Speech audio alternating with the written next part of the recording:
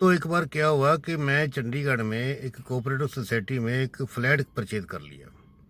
मैंने सोचा जब कभी महंगा हो जाएगा तो इसको प्रॉफिट कमा के इसको बेच देंगे। अगर जब तक नहीं बिकेगा तो इसका किराया जो आता रहेगा उसकी इनकम खाता रहूँगा, तो कुछ मेरे को पैसिव इनकम मिलती रहेगी। तो मैंने वहाँ जब पोजीशन ले लिया तो वहाँ के जाके मैंने आसपास के लोगों को पूछा कि मुझे यहाँ कोई अच्छा खासा कोई ब्रोकर बताओ बताओ जो कि इसको फ्लैट को मैंने बेचना है या किराए पे देना है। तो लोगों ने मुझे बताया यहाँ दो ही ब्रोकर है, एक चावला एक कुमार। मैंने कहा ठीक है, अच्छी बात है। तो मैं उनके मुझे ऑफिस के एड्रेस वगैरह दो या मोबाइल नंबर दे दो। उन्होंने कहा कि इनका ना ना तो हमारे पास मोबाइल नंबर है ना इनका कोई ऑफिस है। ये चलते फिरते अपने किराए के मकानों में रहते हैं यहाँ इसी सोसाइटी में, और वहीं से ऐसे चल फिर के काम करते हैं और आपको ये खुद ही मिल जाएंगे और आपको अपने इंट्रोडक्शन भी दे देंगे, मोबाइल नंबर भी दे देंगे। मैंने कहा चलो ठीक है।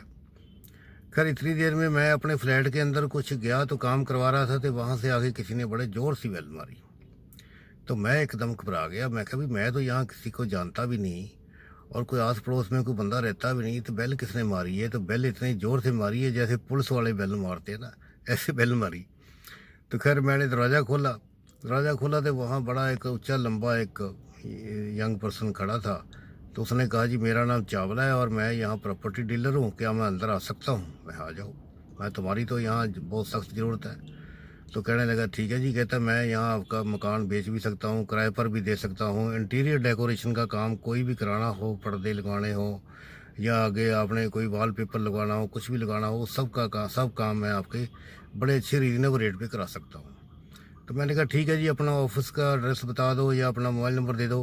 कहता जी ऑफिस तो मेरा कोई नहीं है, मैं यहाँ किराए के किसी एक फ्लैट में रहता हूँ एक दो ब्लॉक छोड़ के, और मैं आपको अपना मोबाइल नंबर दे देता हूँ। मैं कहा चलो दे दो, इसको मैंने बेचना है या किराए पे देना है, जो भी काम पहले हो जाए वो कर देना। अगर पता लगे भी आपको भी जल्दी जल्दी खरीदने वाला कोई नहीं मिल रहा है तो इसको किराए पर दे देना। कहता ठीक है जी। वही बात हुई, जैसे दोस्तों मैं नीचे आया तो नीचे फिर मुझे दूसरा प्रॉपर्टी डीलर भी मिल गया। उसने कहा जी मेरा नाम कुमार है। उसने भी अपनी इंट्रोडक्शन दे दी, उसको भी मैंने अपनी अपनी प्रॉब्लम बता दी कि मैं ये चाहता हूँ। उसने भी अपना मोबाइल नंबर दे दिया। मैंने कहा तुम्हारा ऑफिस? कहता जी मेरा, वो तो पता ही था मुझे कि उसका भी कोई ऑफिस नहीं है, वो भी किराए पे मकान पे रहता था। खैर एनीवे कुछ दिनों बाद मैं दोबारा गया तो मुझे पहले वाला जो प्रॉपर्टी डीलर था चावला फिर मिल गया। मैंने चावला जी को पूछा, मैंने कहा चावला जी को मेरे काम के ऊपर कोई गौर करी? कहता हाँ जी कर रहे हैं, उसने बताया आपने क्या क्या एफर्ट कर रहा हूँ। खैर मैंने उसको बताया चावला जी को, मैंने सोचा इनको बता देना चाहिए कि मुझे जो है कुमार जो है दूसरा प्रॉपर्टी डीलर भी मिला था।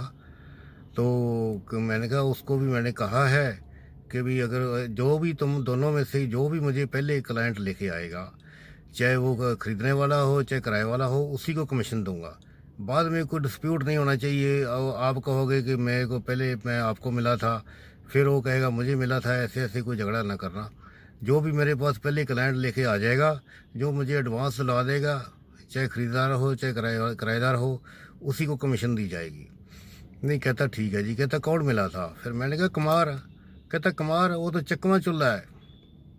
नहीं कह चकमा चुल्ला है। मैं तो चकमा चुल्ला क्या होता है? वो पंजाबी में बोलते चकमा चुल्ला बोलते जो चलता फिरता आदमी काम करता है। उठाई खीर बोलते, वैसे उठाई खीर को चकमा चुल्ला बोलते हैं। तो मैंने कहा तुम भी तो ऐसे ही हो, तुम भी तो किराए के मकान में रहते हो। कहता नहीं मैंने तो अपना ऑफिस खरीद लिया जी। मैंने कहा कहाँ खरीदा? कहता मार्केट में। खैर मैंने उसका जाके ऑफिस देखा। दोस्तों उसका ऑफिस देख के मैं दंग रह गया, हैरान रह गया। बहुत ही ब्यूटीफुल ऑफिस बनाया। उसके अंदर एसी लगा था, चेयर लगे थे, सोफ़ा लगा था, कर्टन पर्दे वगैरह लगा रखे थे। क्लाइंट के था मीटिंग करने के लिए अलग एक कैबिन सब बना रखा था प्राइवेट मीटिंग के लिए। अगर मैं बड़ा खुश है दोस्तों, ये उसका ऑफिस देख के मेरे प्रति, मेरे मन के अंदर उस चावला के प्रति जो है रिस्पेक्ट जो है दुगनी चौगनी हो गई। मैंने कहा ये आदमी गो गेटर है, यही मेरा काम कराएगा। उसके अंदर मुझे लगा कि ये आदमी बहुत ही मेहनत करने वाला है और ये बड़ा एक रिस्पॉन्सिबल आदमी है और एक सक्सेसफुल आदमी है, ये मेरा काम कराएगा। सो एक ऑफिस की वजह से, सो दोस्तों उसने मेरा काम भी करवा दिया और हुआ भी ऐसे कि उसका जो बिजनेस है बहुत बढ़ गया उस ऑफिस की वजह से। और देखा देखी जो दूसरा प्रॉपर्टी डीलर था कुमार, उसका उसने भी अपना ऑफिस से खरीद लिया। सो दोस्तों ये स्टोरी सुनाने का मतलब है ये जो दोनों आदमी है, ये सेल्फ मेड आदमी है। दोनों ने बहुत ही मेहनत करके रोजी रोटी कमाते थे, लेकिन जैसे ही पैसे इनके पास कोई इनकम क्रिएट हो गई या फाइनेंस या फंड क्रिएट हुए, उस वक्त इन्होंने मकान नहीं खरीदा, सबसे पहले अपने ऑफिस खरीदे अपने अपने, क्योंकि फिर मुझे याद आई कि हमारे पुराने बुजुर्ग कहा करते थे पहले दुकान फिर मकान। क्योंकि जो दुकान है ये इनकम क्रिएट करती है, जो मकान है ये खर्चे क्रिएट करता है। एक दुकान जो है उसके अंदर से आप एक मकान नहीं, 2 3 4 10 कोई लिमिट नहीं, जितने मर्जी मकान बना सकते हो। लेकिन मकान से दुकान नहीं बना सकती, क्योंकि मकान तो खर्चे जनरेट करता है।